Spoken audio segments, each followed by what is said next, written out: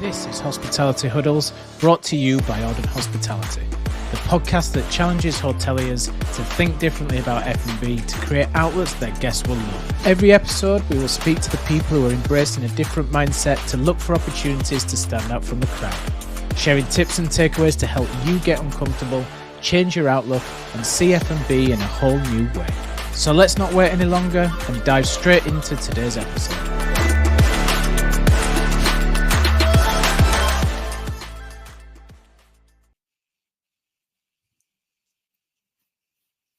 Hello, everyone, and welcome tonight to a very special day for my good friend Monty Silva. And I'm actually away on a project at the minute, but as soon as I knew Monty's day for Shift Happens was nearing, I messaged him and said, I've got to turn the circles to you on your Restaurant Success podcast. So I'm really, really, really pleased, Monty, to be throwing the questions back at you for a change. Yeah, I'm excited. We've been on a lot of podcasts together. Yeah, mostly this show. So you've been an added host to a co-host with me. But yeah, I think you've only interviewed me on Hospitality Huddles once. Yeah. So this is number 2. Yeah, for sure. Yeah, this is going to be exciting. So Monty, for those people who might not have seen you before, who might be listening to this, and we're going to put out on Hospitality Huddles as well, tell us a little bit about you and your hospitality journey, and then we'll dive into how that's led into Shift Happens and the release of your book. Yeah, so I grew up in the industry, like so many people, dishwashing. Started off as a dishwasher. Learned the side hustle early in my career. I used to sell the meat scraps and the bones to the servers to be able to give to their dogs, and I actually made more money selling scraps of meat and bones for dogs than I did my hourly rate. So that was pretty cool. And then also from there, I was a line cook and a prep cook, and moved into the front of the house, was a busser, server, bartender, DJ, bouncer. Spent a total of 15-ish years in the hourly ranks, and then jumped into restaurant management. And other than about 4 years after burning out and going back into waiting tables, I spent about 25 years in restaurant management, bar manager, service manager, kitchen manager, chef, GM, director of ops, director of beverage, director of training, and managing partner. During that time, as I said, I went through burnout and kind of reinvented how I was going to lead and manage after that. And during that time, I learned a lot, did a lot of dumb stuff the first part of my career, and did a lot of the things that are wrong with our industry, and then learned from those and grew, and then had a very successful restaurant career that spanned over LA, Vegas, Nashville, Cincinnati, Tampa. And now I'm a restaurant coach in Tampa, Florida. Amazing. And one of the big guys that you worked for is fellow Austrian to our guest who's just joined us, Christian. Christian, I said to Monty, this is so cool being the guy who can actually fire questions at Monty for a change. So I'm in charge today. It is. And the people from the UK are really good about that. So there's nobody better than you. We'll do it. Yeah. We'll do it. We'll go for it. This is Monty. I remember actually, and it leads in really well to Christian just being here. I remember, and it's funny, I looked at my emails today, and it was probably about this time last year. I remember getting an ebook of Shift Happens from you as a Word document that came through, and you were like, do you want to have a look at my first few chapters of this ebook? And we're here a year later now, and it's taken some time to get going. But do you want to just tell us a little bit how you've managed to get it from kind of where you were, and I know from chats we've had, kind of stuck a tad to getting it out into Amazon on a pre-sale over the next week or so? Yeah, it would still be sitting on my desk as a manuscript if it weren't for Christian, who's joining us. I spent about 2 years in it writing that, and a lot of the excerpts, a lot of the pieces of the book came from writing first a blog on LinkedIn called #Restaurateur, and then later as My Shift Happens column for FSR magazine. And so a lot of the writing kind of happened organically. I never really thought that I was going to be an author. But it was great to just kind of like put what was scrambled around in my brain down on paper and try to put some semblance of order to that. And I didn't know anything about how do I make this happen? How do I put this together? I'm not an author. I'm not a writer. I'm not great at punctuality and all of that other stuff. Hey, Brian. That's my good buddy who will be leaving me and moving over to the other side of the pond soon. Yeah, it was something that I wanted to go ahead and take this information that I put down and put it into a book. But I was like, I don't know the first thing of writing a book. I don't know the first thing of looking for a publisher. I don't know the first thing of how to format a book. How do I sell it? Or any of those things. So Christian has, and I definitely want to devote some of this show to him. Christian has a company called Premier Hospitality Publishing, as well as a new business venture where he's actually helping people like me, chefs, other people in the hospitality industry, write, publish, and get a book out in 8 weeks. And so him and his team, Mackenzie and Ann, were really a big part of how this came together. Christine, over to you. Yeah, so it was easy because I always knew he needed to write the book before he knew he needed to write it. And it actually goes back to, I feel everybody needs to write a book. Everybody needs to have some information out there in the marketplace. Everybody needs to have a story about them, because we all are the combined averages of the experiences, the expertise, the friends, and the influence other people had on us. And there's probably one or two things which makes you unique. And you need to write about this one or two things, because there's people out there struggling with that one or two things. And if you can help them not just shorten the learning curve, but give them a whole different quality of life, everybody needs to write a book. And as Monte asked me about the book, and he asked me to write a foreword for it, for the ebook. And as I read it, I was like, wow, if you take the word restaurant out and you put in plumber, if you take out the word, or replace it with electrician or with pilot or whatever, the principles he teaches are universal. And for me, that's what I fell in love with. And I said, hey, I want to find a way for us to be part of. And now where we get to spend some time together, I know what's happening with him right now is what happened with everybody. Back here, he has 3 more books already in his. I was like, oh, this was so easy. I need to put 3 more. And we've been really lucky over, now we've been doing this for almost 6 years. And we had a little bit over 400 students go through our program, and we tweak it and make it better.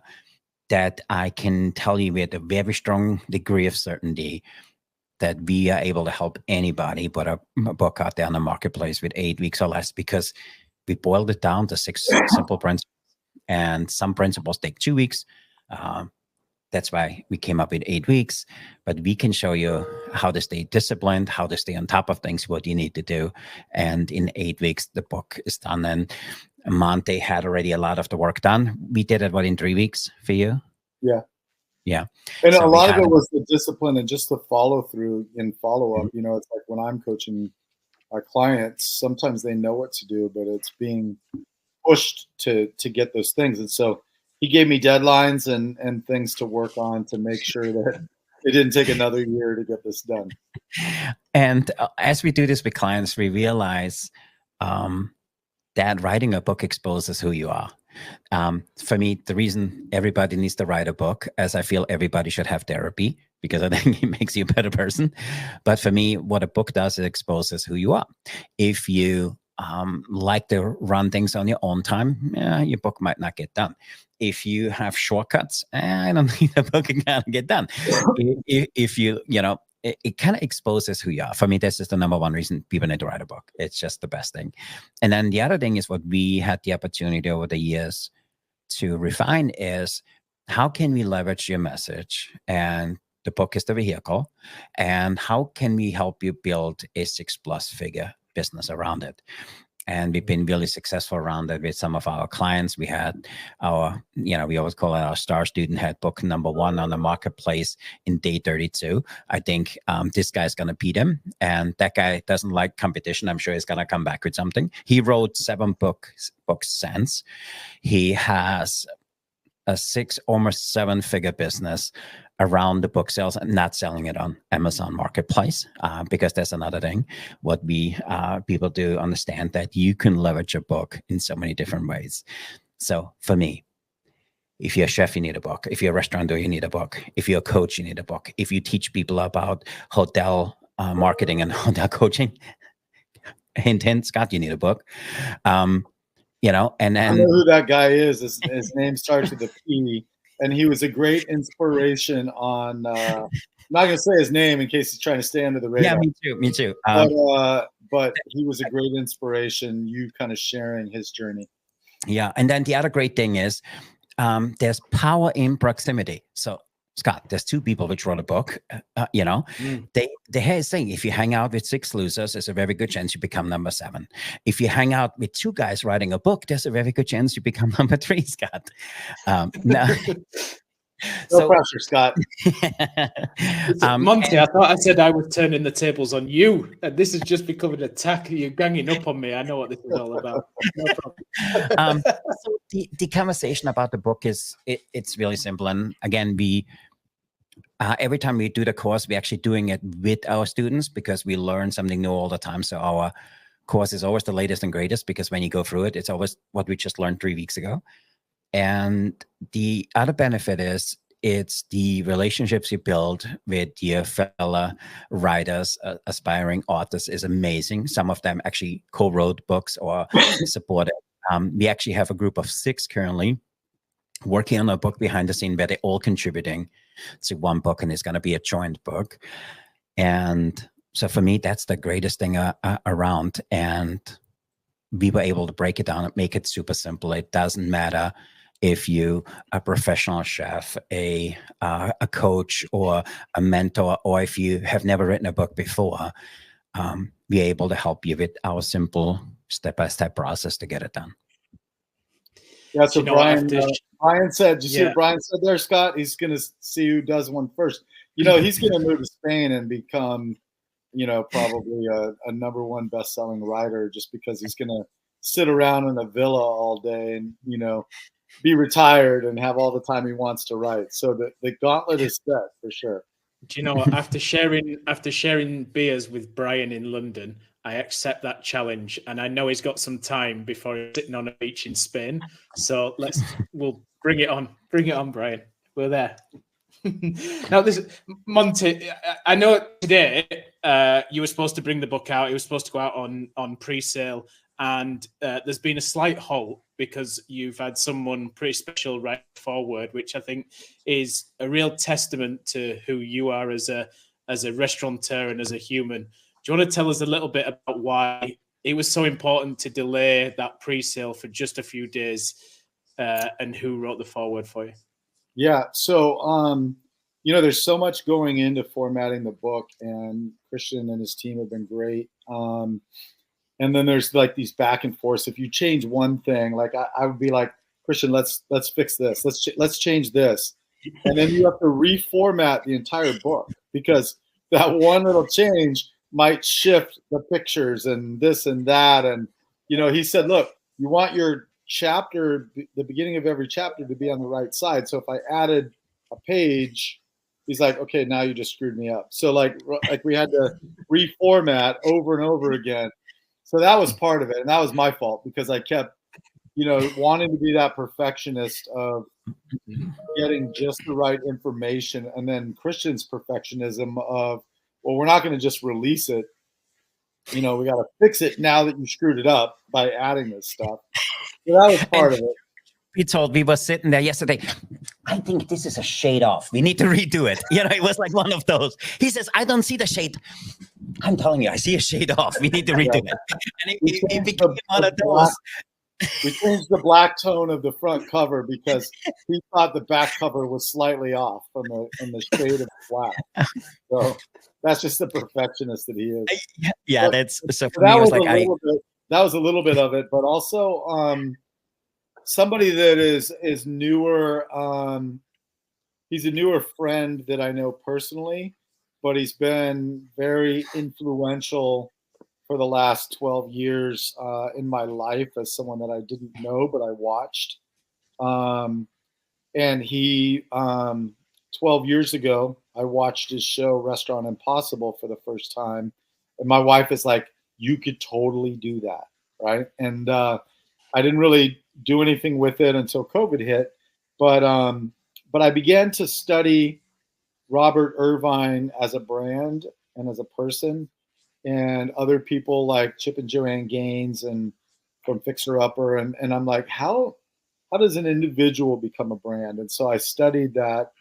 And really, when I made the transition into working as a restaurant coach, Robert Irvine was always in the back of my head as someone who cared about the people that he tried to help.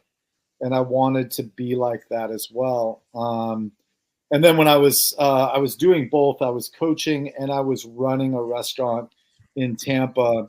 And one day I came in and my bar manager said, Robert Irvine was in our restaurant last night. And so I just reached out to him on LinkedIn and I said, hey, chef, sorry I missed you. I heard you were in the restaurant. Here's my number. If you ever need anything in the future, please give me a call. And he immediately, and this was on LinkedIn, and he immediately reached out to me and said, hey, we should get together for dinner. And the funny thing about Robert is he lives in Tampa, not far from me, but he travels 335 days. And I'll tell you why and what a great person he is in a moment. And so he's like never in Tampa. And so we would always be like trying to hook up, and he would be in town for a food and beverage, food and wine show, and reach out to me. And I'm like, yeah, I travel the 20 days that you're not traveling, apparently. And so then we finally met in Chicago at NRA show, and just the nicest guy. When you're at those shows, people are kind of looking around like, is there somebody more important I should be talking to? But Robert was very like laser focused, looked me in the eye, hung out with me. And we created this rapport, and I reached out to him and said, hey, I'd love to have you on the show. He's actually the last episode of Restaurant Success Club prior to this one. And during that conversation, I said, hey, I would love to be involved in his charity. He's got a wonderful charity, Robert Irvine Foundation, gives back to military. And so I wanted to be part of that. So he wrote the foreword for the book, which, he's so kind and generous, not only with what he does with the military, but just with people that he likes and cares about. And so I'm going to be giving back. I'm working on something right now with Judith from the Robert Irvine Foundation about giving a portion of proceeds back to his charity from the book. But just a phenomenal guy, very giving, just someone who has definitely impacted my life from afar and now has that ability as a friend. So very cool. So seeing this information, and I think he's being modest here. It's not a foreword of a book. It's an endorsement of the book. If you really read it, it's an endorsement. And to anybody on here who wants to read about this book, if you read what he endorsed this book because it's that good of content in the book. And Monte, again, he's being modest here. There was not a foreword. There was not damn foreword. It was an endorsement. If you would run for president, I make you vice president. It was that good. And it was not just a great endorsement. It was heartfelt. I think he was genuine, and it just shows off the character, Chef Irvine is, and what he thinks of you, and of the quality of the work you put out there. Well, thanks. Yeah. It's exciting. It's the help that I've had, you, Scott, Brian, Jay, Julianne from Restaurant 365.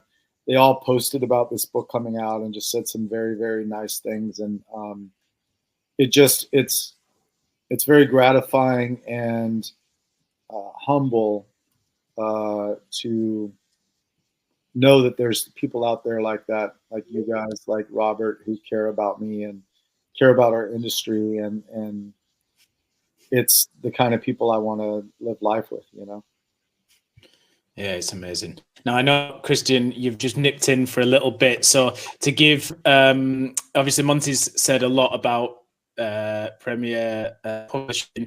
Do you want to just tell people how maybe to get hold of you? And I saw yesterday, I think you're doing a couple of sessions in a couple of weeks. And we actually did a podcast episode together as well, where we talked more about the process as well. We relaunching the program, which we have totally refined. We moved from a different platform to our own platform now. We did a lot of work on the behind the scenes to bring the latest and greatest to anybody who is inspired to write a book. And by the way, everybody should. And we also internally, as a team and as an organization, we made ourselves the goal that we want to have 1 million chefs and hospitality professionals over the next 10 years write a book and put a book out there to the marketplace. But if you want to learn more, just check us out, premierhospitalitypublishing.com. Just follow us. We have a Facebook page. We are on LinkedIn. Look us up. We have a free session we're doing on the 19th, and then we're going to do one a few days later. And it's about an hour live training, where if you come to that, we show you the step-by-step on how to get a book done. There's 23 steps in order to get it done. We teach you all 23. And if you think you can run with that, please run and get your book out there in the marketplace. We will also extend an offer to join our program. If you join our program, you will get 8 hours of me teaching you for 2 hours and holding you accountable like we did with Monday. And then we also have a program if you feel like you need more help than that. You can do what Monte did. You give us all your stuff, say, hey, this is what I want to look like.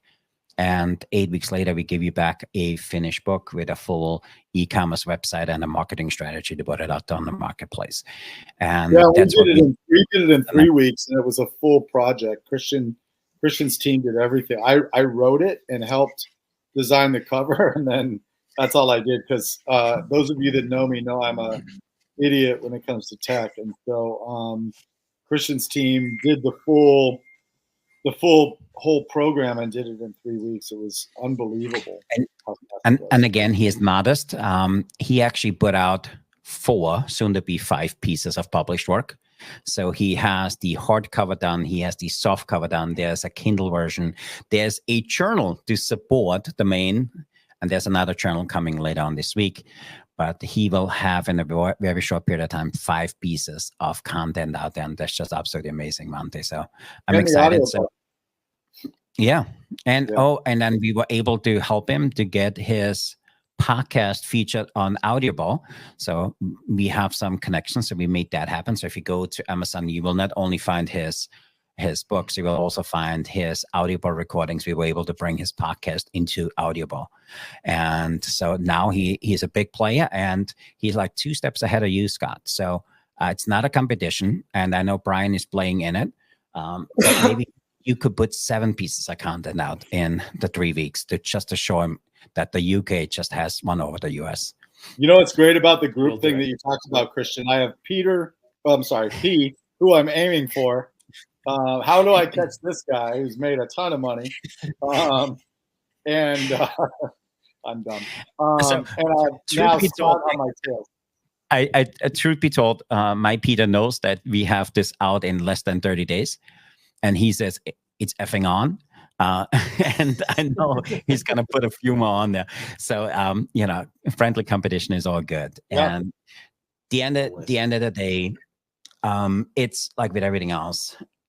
We all have experiences we could help people in some shape or form to have a better relationship, to have a better career, to have a better business, or maybe even extend your life. We're working currently with a young lady. She writes a book about living with type 2 diabetes.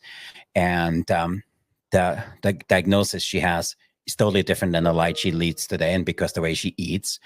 And we keep telling her, how dare you not write a book? Because you can allow people to lead a whole different lifestyle. You can allow people to live 15, 20, 30 years longer with the things you have learned. You have a responsibility to write that book. So, and if you look at this way, if you learn something and you had to overcome something, let me tell you here that, Scott, you have a responsibility to write a book, because the things what people will learn in your book is how to be just better in hospitality and customer service. Because the way you look at hospitality and how you look at service is, this is not a learnable skill. This is your zone of genius. There's nobody better than you, Scott. And I think having that book out there in the marketplace will make people better in executing on that than they have never done before. Yeah. I love it. Sure. There's like, we got P up there in front, me, Scott, Brian. Brian just said he just wrote 2 chapters. Oh, I love it. Brian is already talking smack. So yeah. Scott, it's on. If you know Brian, we can all go on ChatGPT.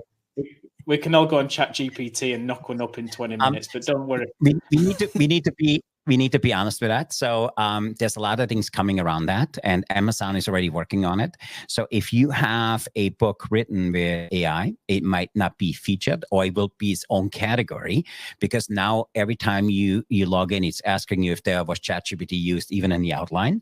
I honestly believe there is a whole segment coming because that's the thing. And then for me, if you write a book with ChatGPT, you rob people from getting to know the person, which is you. So it doesn't need to be perfect. It doesn't need to be 300 pages. It needs to just to become a confirmation on who you are, so people can fall in love with you. And it's as simple as that. Yeah, sure. Yeah, that's really awesome. It's the interesting thing about that is I think ChatGPT has its place in a lot of areas to help create some stuff. But as an author, when I had the editor go through my book, I said, look, I'm gonna set it up to where you can make a suggestion, but do not change my book. Like it needs to, the amount of writing that I've done through blogging, through my newsletter, through the Shift Happens column, it's like people would know if I use ChatGPT or my editor rewrote the book, they're going to know that's not. And so and that's part of the whole thing. It's absolutely true. For us, we've seen this in the beginning. We had editors part of our team, and we had this guy, Henry. He was our chief editor. This guy was amazing. He just banged him out. But 6-7 books in, I was like, crap, they all sound like Henry. No, he wouldn't say that like that. You said that, Henry. There's just certain words we use, and I want them. People say, "Oh, you use them too much." No, I want people to read this book and behind it saying, I can hear Monty say this to me. That's how he talks all the time. When I see him on stage, this is what he does. When he's on social media, that's how he speaks. This is Monty. People know when you bullshit them. And well, I want it to be an extension too. Correct. I want people to know what the conversation sounds like. So if they're working with me as a coaching client, I want them to know who the Monty is that's going to show up and work. Absolutely right. And I apologize, but I'm 1 minute late for my next appointment. I appreciate for letting me drop in. And anybody listening, if you want to be part and write a book, come and join us out at the premierhospitalitypublishing.com. Come over, sign up for the event on the 19th. If you give me a shout out, you learned about this from Monte and Scott. We do a little raffle afterwards. Maybe we have something special for you. And then we put a group together, making sure we're on Scott's case to get his book done. So with that, guys, thank you. I see you on the 19th. Thanks, Christian. See you later, Christian. Yeah, I mean, an amazing testament to Christian and his team. And how for people who are listening to this and go, do you know what, I want to write a book, how determined were you to stick to your guns when you were going through the editing process, you were going through the creative process? Did you always have a vision of what it would look like, or did you kind of wait for those guys to come back to you? I'm really interested on the process. Yeah. So I wrote the entire book unedited, and yeah, because of the way my brain works, it's kind of all over the place. I have ADD, and so when I'm like creatively, I just write, and I'm not thinking about sentence structure or anything. And so it's kind of a mess, right? But if I'm stopping and taking the time to edit as I go, then I'm losing the rhythm and the flow of how I'm communicating or what I want to say. And so I wrote the whole thing just unedited. I didn't write a chapter and send it and then get it back and then write the next one. It was like they edited the entire book. And they do certain editing through Christian's company. But some of the type of editing that I needed, they don't necessarily do that part of it. So I did have an independent editor that I had go through, and that's the one that I said, okay, you can put what you think on the right, but I get to choose if I'm going to use it. And so if it was punctuation, absolutely, I changed it so that it was correct, so that took, once my editor that I hired went through the book, I sent it off to his team, and his editor formatted it so that it would fit.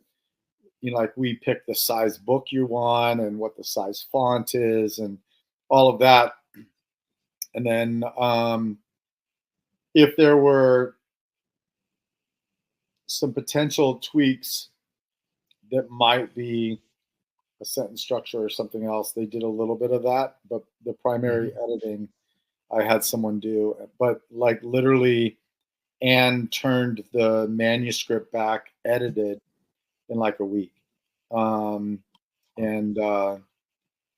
then I would be in calls with Christian, and we would talk about, okay, here's what's next. I need you to do this. Have you thought about, are we going to put pictures in this? So the picture's going to be black or white.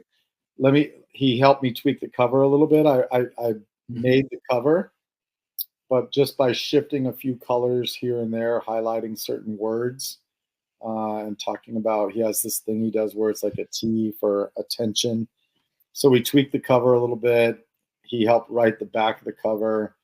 Got the code, every book has its own code for tracking. And so helped with all that. We set up the KDP page together. There's an author's page. Once all of these books have been approved by Amazon and we go live, there'll be an author's page. He's linked the Audible podcast, this podcast, to my page and Amazon Audible. So it's an extra place to hear this. He told me that I need to do a 7-day challenge. So I'm putting together a 7-day challenge where we're going to go through, and I can kind of tell you a little bit more about the book in a minute, even though you know about it. But the challenge is going to go through 7 strategies, 1 per day. And then at the end of that, I'm going to offer a 8-week master group, and we're going to basically go through all of these strategies together. You'll get an autographed copy of the book. You'll get my journal, my workbook. So you have things to work through during this process. You'll get a t-shirt. You'll get an 8-video master course training.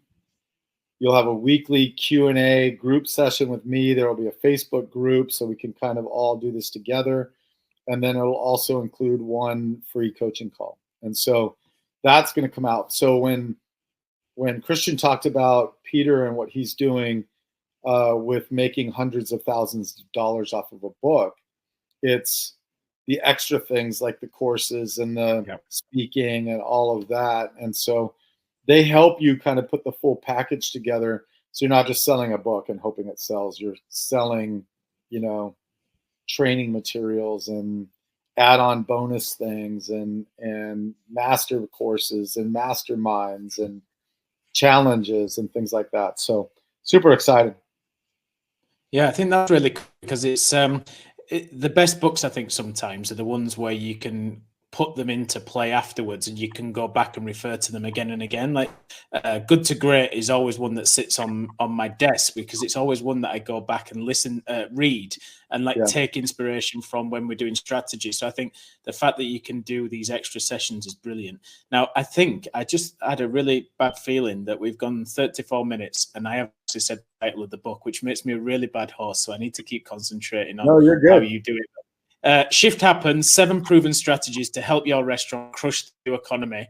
I think it's a really cool title. And I think that new economy piece is really interesting.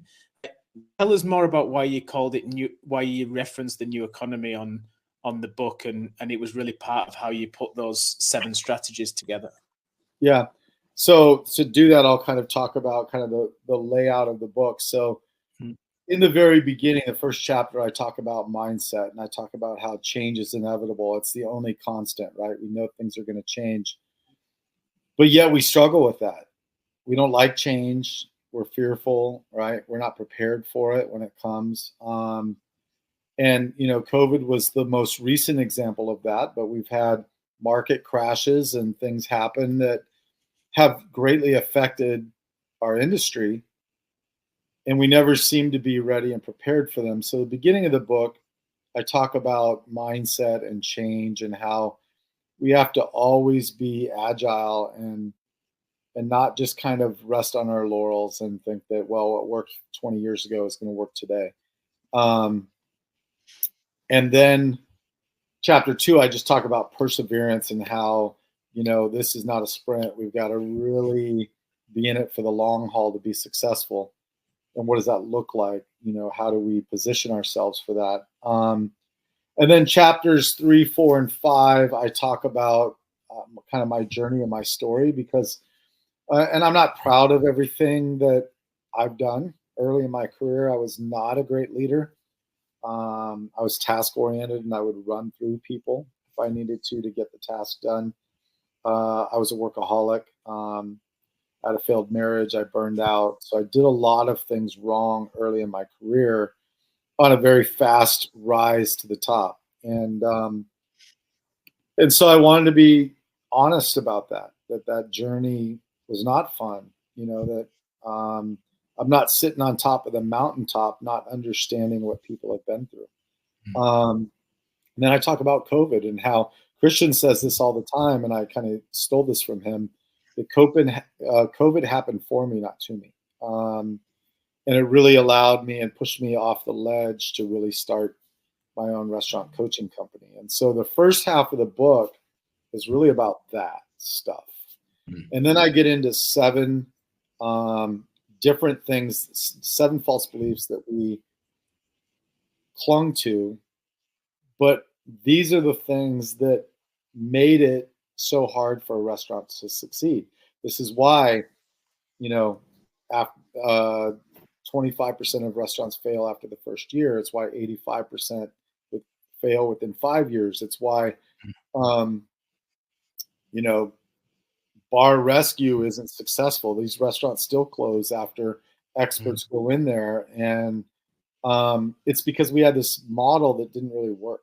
So I talk about 7 beliefs that I changed, 7 false beliefs that I was taught, and then strategies to change that. And so the reason why I bring up new economy is because there's stuff going on now that we've never experienced before. Yes, we've seen inflation, right?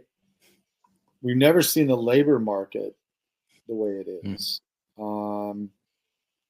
We've never seen minimum wage in QSR restaurants in California making it impossible to sell a burger for under $15, you know?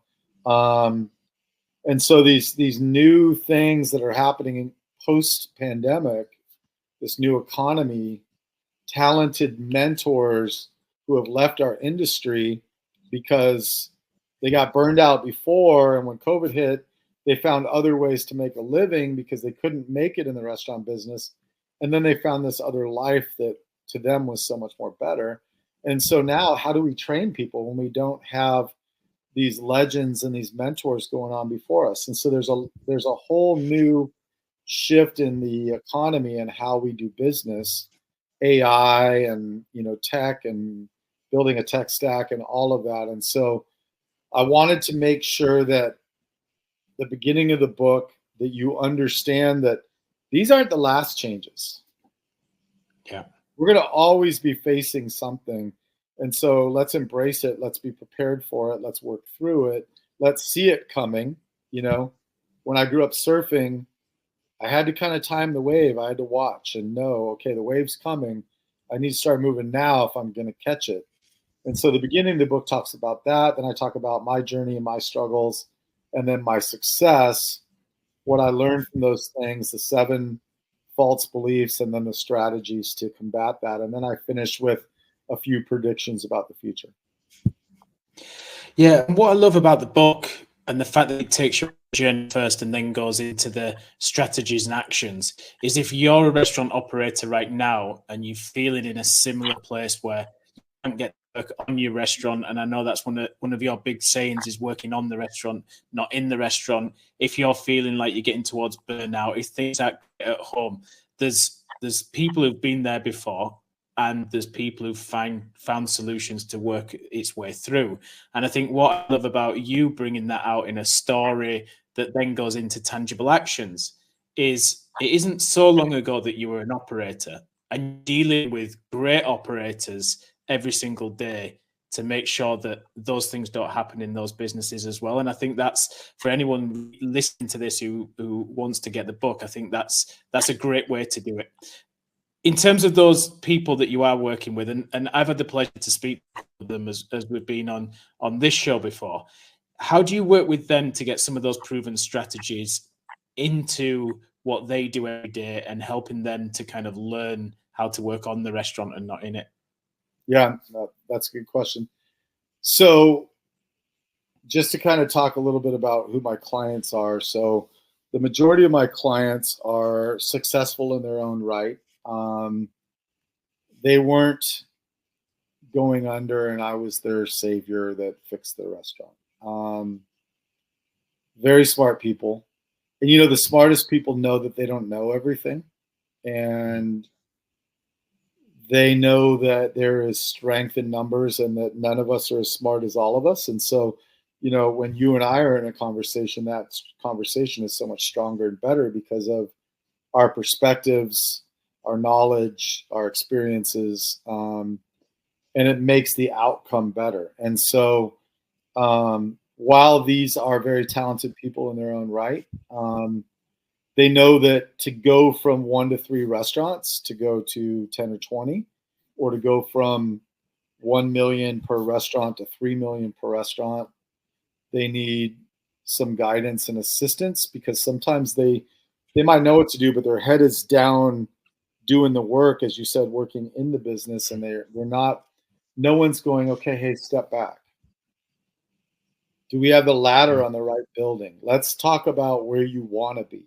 Where do you want to be 10 years from now? Because I don't want to build something for you and work with you and help you build this only to find out we put the ladder on the wrong building and we built something that goes somewhere that you don't want to go. And so the first thing is really determining like a roadmap.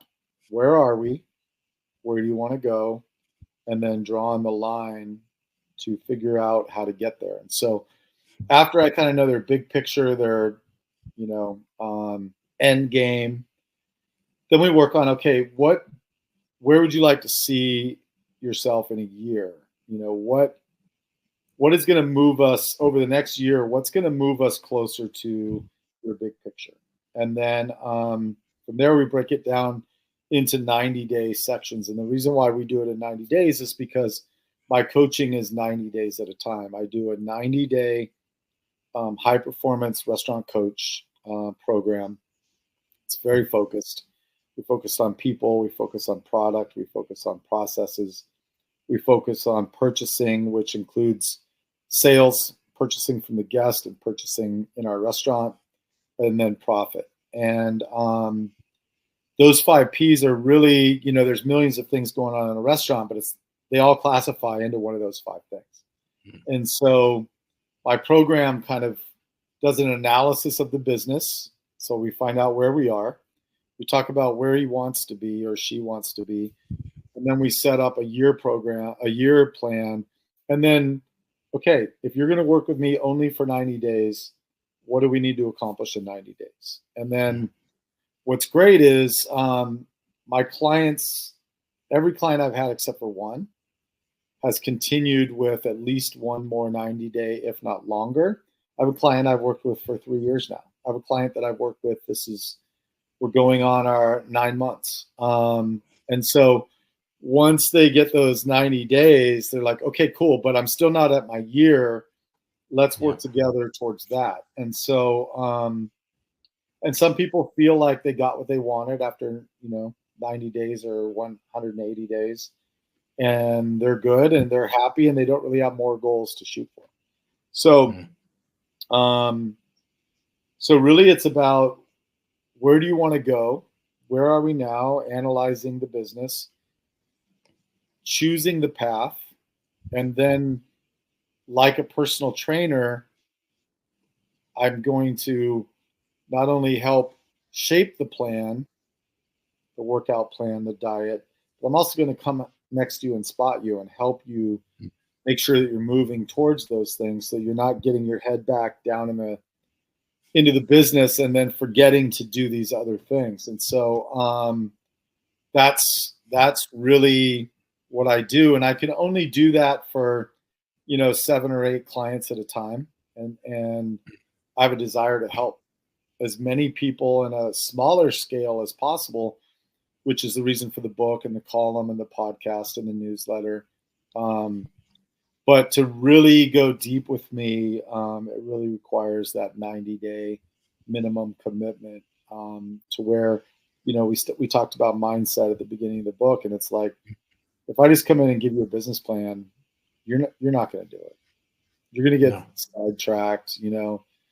Someone's going to call out and you have to work a shift, or your head is down, you're trying to do payroll, or your wife is pissed off at you or your husband or your kids because you're always at the restaurant, and you're going to forget about these things. And so rather than be a consultant and then just do the work for you and give it to you and hope to God that you actually implement it, I'm there to help you implement what we've put together as a plan. And it's really been very beneficial. My clients have written very favorable reviews, have hired me multiple times, and I helping them scale to where to their dreams. Yeah, and it's always one of those when it comes to restaurants as well. Is we're quite a reactive business, so sometimes just having someone there holding you accountable, keeping you on track, that moment where you have to meet each other once a week, where you have to stop and actually think, that's where a coach comes in really useful. And I want to just pick on 2 words that you said there, which was high performance. And you see a lot of coaches around, even in the hospitality industry, restaurant coach, star coach, whatever it might be. Why did you pick to use the words high performance? Because I think it's a measure of who you are, what you've done in your career. But I think it's a really great thing for someone to look at and go, I don't just want a coach, I want a high performance coach, because I really want to focus and prioritize what's important. Yeah. Part of that, my A-type personality that got me in trouble when I was so task focused. Part of that is I've just, my dad just really put a great work ethic into me about if you're going to do something, do it to the best of your ability, right? And when I was, to your point, I just recently have gotten out of running my own restaurant. I was managing partner of a restaurant. I left that world in October of this past year, but I still, when I'm coaching, if I'm in my clients' restaurants, you might see me on Expo or talking to tables or something, because I still think it's important to be on that operational side. Trying to think now what that so for high performance. So when I was managing and I hired people, I would tell them that, look, I know you're not perfect. You're saying a lot of all the right things, right, in this interview.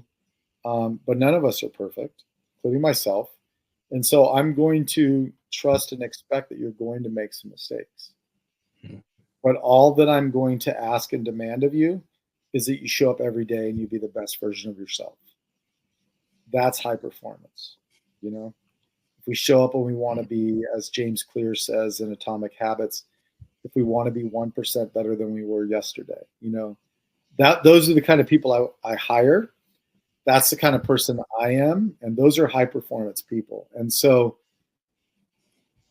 the restaurant owners that I work with have that potential, but they may or may not be there yet because they don't have the strategy. They have the drive, they have the work ethic, but their head is down so much that they don't have the strategy to get their restaurant to a high performance. And the reason why 85% restaurants fail in 5 years is because there aren't enough high performance restaurants out there just crushing it, and that's why I picked that. I'm a big Brendan Burchard fan, and I read his book, High Performance. And that's how I want to live my life. And that's how I want to support my clients, and what's great about the 90 days is I'm working a relationship, right? It's not just, okay. It's not like going to a grocery store and, okay, here's the bananas, right? I'm making the bananas with you, right? Yep. And so there's a relationship and a trust that develops from that. And, my second client that I worked with 4 years ago, Rosie, just a wonderful woman, nicest woman you'd ever meet, owned a great restaurant, a Sonoran style Mexican restaurant in Southern Cal. And her son reached out to me because she could never take a day off. And she didn't feel like things went as well when she wasn't in the restaurant. And to be a high performance restaurant owner, you've got to build a high performance team around you, high performance systems, high performance product. Everything has to be just the best of the best. And it takes, relentless effort and pursuit to make that happen. And so I still reach out to Rosie every now and then, even though we haven't worked together for 3.5 years now. And just say, hey, Rosie, just wanted to check in on you. Are you still taking days off? You're still taking a vacation? Because I've developed a relationship and I care about her. She's not paying me, but I care about her. So. Yeah, Auden, we do a similar thing when it comes to kind of new restaurant openings or where we've helped people with new menus. And we like to adopt that collaborative approach as well, because it just helps people stand the test of time, doesn't it? So when we're new concepts, for example, we did one with a golf resort, we're still seeing like the menus, the new dishes, we're still seeing decisions. They're asking us for advice, and we're not necessarily on the books, although we do with some clients. But that whole collaborative approach, I think, is one of the things, especially from COVID, I've learned is let's all be partners instead of clients, and we're going to achieve much stronger results. And in 5-10 years time, we're going to go back, and like you say with Rosie, you're going to see Rosie still having days off. We're still going to go into a restaurant that we opened and operate and had to operate, and it's still going to be there in 5 to 10 years. And I think it's really a big thing that's come out of those times now, is to collaborate with people as well, isn't it? And Yeah, I think that's a great story about Rosie that you have.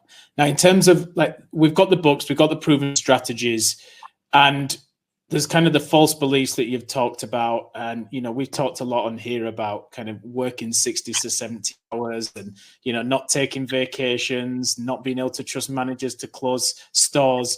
What if you, and we're coming towards the end now of the hour, but if you had to kind of go, people listening, these are 3 or 4 initiatives or implementations that you should be doing instead of some of those kind of false beliefs that you've raised, which ones would you pick out as the most important of the clients that you work with that have had the biggest success? You know, it's always about the people, right? So the ones that I would choose, false belief number 1, you have to underpay your people to make profit, is false. You get your worst work out of people when you underpay them. You know, would you look for the lowest bidder surgeon to work on your wife if she needed open heart surgery? Of course not. You're going to put the best person there. And if it costs you more, it's worth it. You're going to save your wife's life, right? And if we treat so here's a takeaway, a flip side to underpaying your people for profit. What if we thought of them as an asset instead of a liability?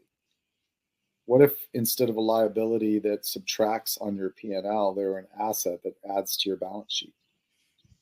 Would you properly pay them? You know, if you have a GM, it might cost you $100,000, but he can save you $150,000 a year from doing one thing. You just made a 50% return on that investment, right? If you had a paper asset that gave you a 50% return, you'd be really happy. But we don't look at them as assets. We look at them as liabilities. And so if we can look at them that way, then we want to develop them. We want to, invest in their knowledge and their growing and their learning. And we're not going to cut their 7-day training schedule into 3 because we're trying to save a buck, right? And then we're saving money because we're not making the mistakes that they would have made if we would have not properly trained them. So that's one big one. You have to work 70 hours a week to be successful. When I ran Acme Food Seed, I was the 31st highest grossing restaurant, $18.5 million a year, and I worked a 50-hour work.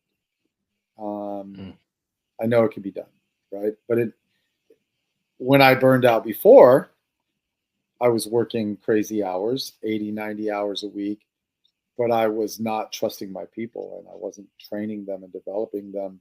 And so I was working 90 hours a week to be successful. And so training, finding phenomenal talent and training them and building them up, and time chunking and, time management things are strategies in the book that talk about how to keep your schedule, manageable and create some margin in your life. Third one is good people are hard to find. I call bullshit on that. I've always found great people. My success for the last 20 years has been built on the fact that I can attract, train, develop, and retain great people. They're out there.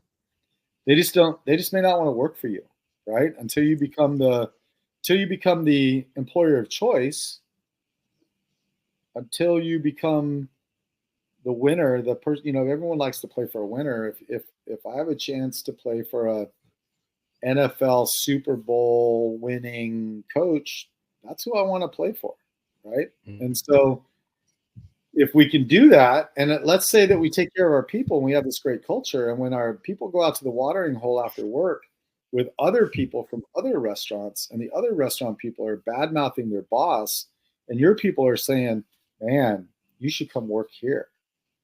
Monty takes care of us. We make money.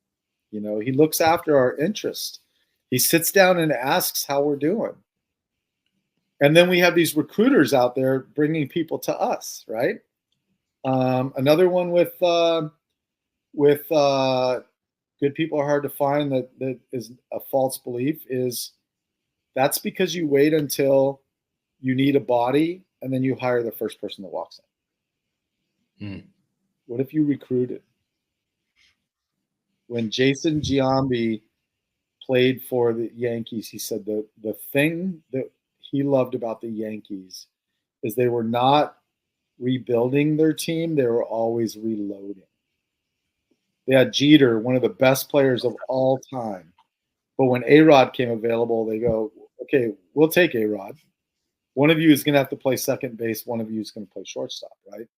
And so that's a tangible thing of don't wait until you need a body.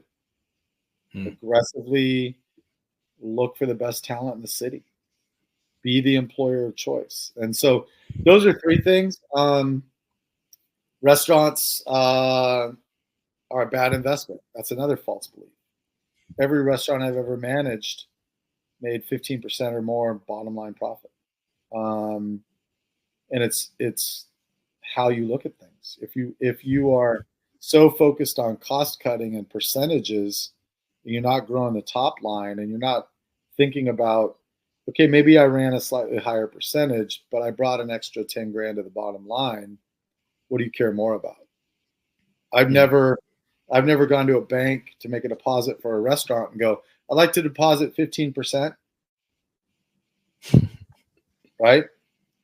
But for 50 years, we got beat into our head. You got to run this for food costs. You got to run this for beverage costs. You got to run this for labor. This is your prime costs. This is your controllables. And all that does is shrink your business. It's not building. And it makes people have a short-term mentality. They just want to keep their job. So they're going to keep cutting. Well, guess what? You cut too much. Now the service is affected. Now the product quality is affected. And you shrink your pie rather than build. So those are 4 of the 7. Christian has already tasked me that when I do the second edition of this book, I have to add the hidden 8th strategy. So I'm going to have to come up with that. I mean, I have other ideas, but I'll be working on some case studies of that. There are some case studies in the book, whether it's me or one of my restaurants or one of the clients I coach, with some case studies on how that has been successful. So. Yeah, and I really like the part about percentages because I put a post out on LinkedIn once that was stop focusing on profit. It's the one number you can't actually influence on a balance sheet, on a profit and loss. And I got loads of hammer on it. And it was, people were saying, what are you talking about? And I was like, well, if you look at profit, it's a formula. It's a result. It's not actually something you can tangibly affect. What you do is you drive revenue, you manage your costs efficiently, but accurately, and then the end result is the profit that comes from it. So actually, if you focus on profit, you're focusing on something that you can actually influence properly. Right. So focus on the things that you can, focus on the variables, and then the profit will come from it. And I think, you just backed it up there. And I love the terminology that you used on it as well. So that's perfect. Kind of touched a little bit, but just before we go, let's tell us when this book's definitely going to be out, because I was on Amazon this morning and I saw the podcast was on Audible, but I couldn't find the book. So, and it wasn't until we connected just offline that you shared. So what date is it going to be available on pre-sale? And after that, so actually we're not going to do a pre-sale. We've decided to just go to the launch, and there's been some changes there's some things you have to jump through to try to be on the bestseller list and things like that. One of them used to be how many books you sell the first day. That's no longer on that list. And so, I mean, it's more really bragging rights. Am I going to be upset if I'm not a bestseller? No. So we're not going to do a pre-sale.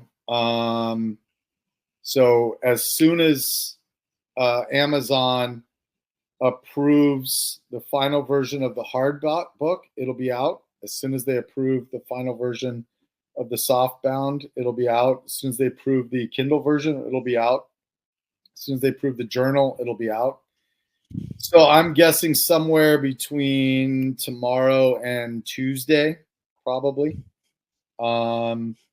And I will be, for those that are kind of keeping an eye on things, I'm going to do a massive thing where I'm pretty much on social every hour saying, go get the book. The hardback might be out before the softback. And, you know, it is more expensive if you want to wait till the soft book comes out, you know, totally fine.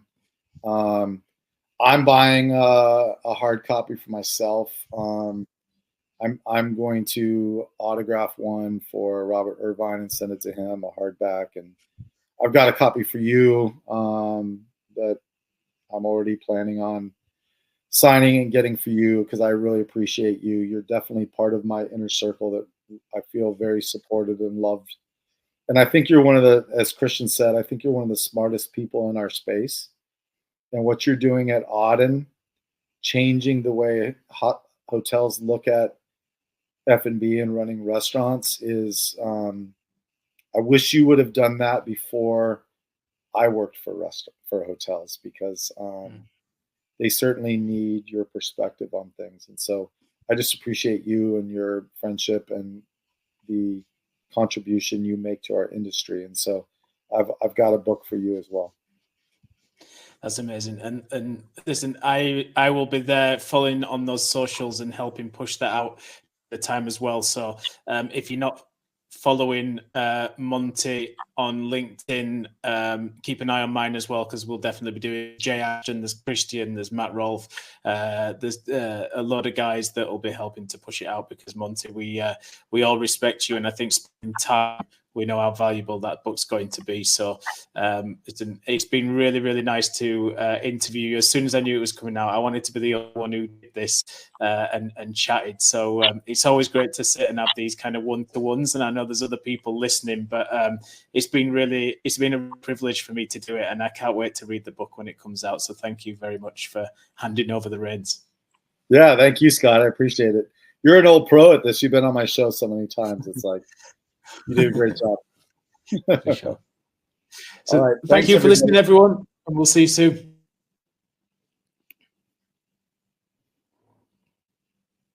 You've been listening to Hospitality Huddles, brought to you by Auden Hospitality. If you want to see how we can help you think differently for your next F&B project, then learn more by visiting our website at audenhospitality.com. If you want to revisit clips from this or previous episodes, make sure you visit our YouTube channel at Auden Hospitality. Thank you for listening to the show, and see you next time.